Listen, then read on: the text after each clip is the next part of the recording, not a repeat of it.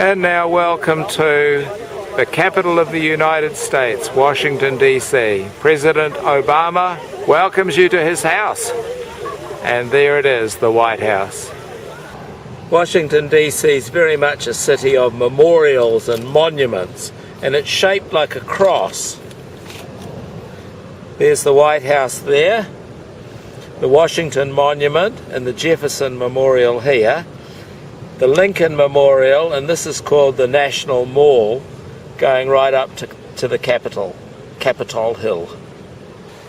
Washington DC is one of those places that we've actually visited twice now, and that was because it was so interesting the first time, and we are amazed at how incredibly well Americans have preserved and presented their history. So that's really what Washington DC is about, and that's what we're going to find out today. We've gone on the hop-on, hop-off bus, and it'll take us to all the important sites. So it's going to be a very full and interesting couple of days. Now we're on Capitol Hill, and this is the Capitol building, and that's where Congress meets. The United States has a three-part system of the President, the Congress, and the Senate. And this is where there's an awful lot of hot air goes on as Congress meets. And here we have a very famous site, the National Mall, with the Washington Monument there in the distance. And everywhere you look there are monuments to various events or people. And the space of Washington DC is impressive. It's big and open and lots of parks. And over here are some of the Smithsonian museums, where again they highlight their history in wonderful ways. It's just so impressive. And here we have the Thomas Jefferson Memorial. And here is Thomas Jefferson. He was famous for putting together the basis of the Declaration of Independence. And drafting up the Declaration of Independence wasn't all that Thomas Jefferson did. He was also a bit of an inventor, and he invented the coat hanger. How about that? And here we have the Washington Monument, and it's 555 feet, 5 1/8 inches high. And if you look carefully there, you can see that the bricks on the monument are slightly different colours. That's because they had to stop building it during the Civil War, and they couldn't get bricks the right colour to match afterwards. This is the Martin Luther King Memorial, bringing people together. Out of a mountain of despair came a stone of hope. Martin Luther King Jr. was known for his speeches. He was a very famous orator, and he said many things like, I have a dream, which he had a dream for the equality of all people. But one of the other things he said was, darkness cannot drive out darkness, only light can do that. Hate cannot drive out hate, only love can do that. And someone else said that too, and that was Jesus. So I think Martin Luther King Jr. was on the right track. And next we have the FDR, Franklin Delano Roosevelt Memorial. He was the only president who was elected 4 times. He's the one that took them through the Second World War. This memorial is yet another park, really. It's so big. Lovely oasis in the middle of the city. And see what he said. I've seen war and I hate war. Now this statue of FDR wasn't here when we were here nearly 20 years ago. It was put here as a tribute to the disabled. It's making a statement saying it doesn't matter if you have a disability or any other challenges in life, you could become the President of the United States, just as FDR did. And this is the Korean War Veterans Memorial.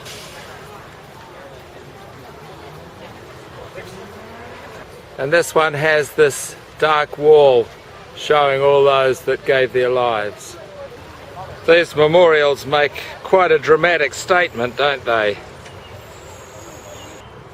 And New Zealand also provided soldiers to fight in this war in Korea, and my father's brother, Uncle Fred, was one of those soldiers. And here's a very well-known view down the National Mall towards the Washington Monument. And in that pond there, that's where Forrest Gump did his thing. And one of the most powerful memorials of all is this one. It's the Vietnam Memorial, and it just consists of one black wall, and on the wall are the names of all of the people who died in the Vietnam War. It's just the stark simplicity of this monument that makes it so striking, really. And obviously the Lincoln Memorial is one of the most popular ones of them all. Crowds flocking here on a Sunday. And Lincoln was the president during the Civil War that ultimately led to the abolition of slavery. And at the start of his presidency, this is what he hoped for: to bring about a just and lasting peace among ourselves and with all nations. And this is the Ford's Theatre where President Lincoln was assassinated, and today they've brought out the red carpet to welcome us to Washington DC. And right over the road here is the house where a few days later President Lincoln died. Now we're in Arlington National Cemetery, and this has 400,000 graves, and only two of those are presidents: John F. Kennedy and William Taft. It's a regular cemetery as well as a military cemetery. It's all beautifully set out.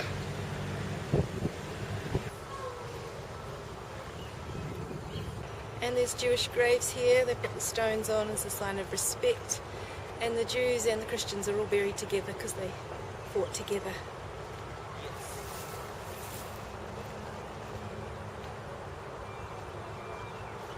And here we have the tomb of JFK and his wife Jackie over there. And of course this is what JFK said: "So my fellow Americans, ask not what your country can do for you, ask what you can do for your country." And here's the tomb of Robert F. Kennedy, JFK's brother. He didn't want anything special in his tomb to depreciate the importance of his brother's work.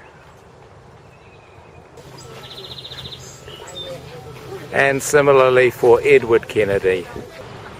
Now I've got a question for you about Washington DC. Is it a state? Or is it a city? Or is it in the north? Or is it in the south? What do you reckon?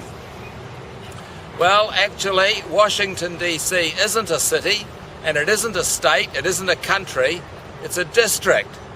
The reason for that is because it was created as the nation's capital after the Civil War. So it's not in the north and it's not in the south. It's in the middle. It's in its own district.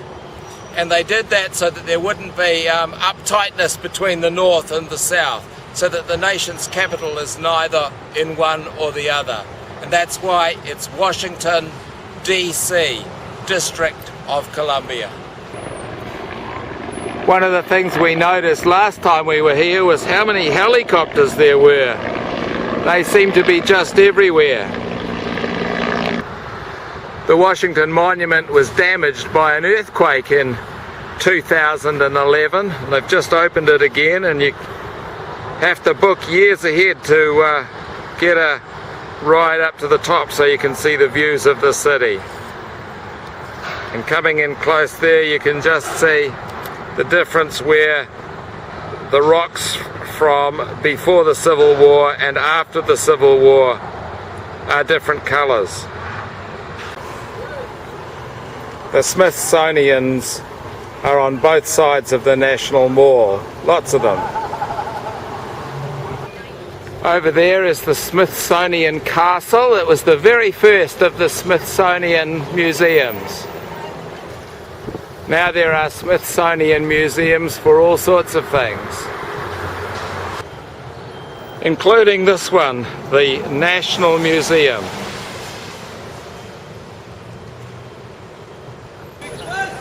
And here's the National Air and Space Museum. It shows many different aspects of flight and its space exploration through the years. Some pretty impressive rocketry out there. Lunar module.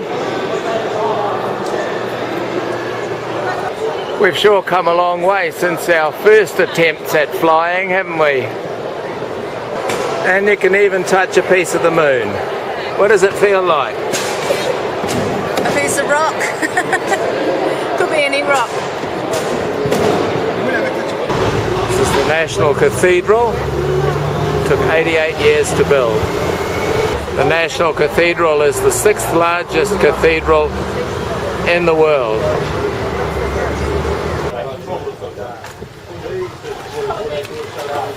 That's pretty impressive. And here's how Americans like to shop at the mall. And it's also where they eat.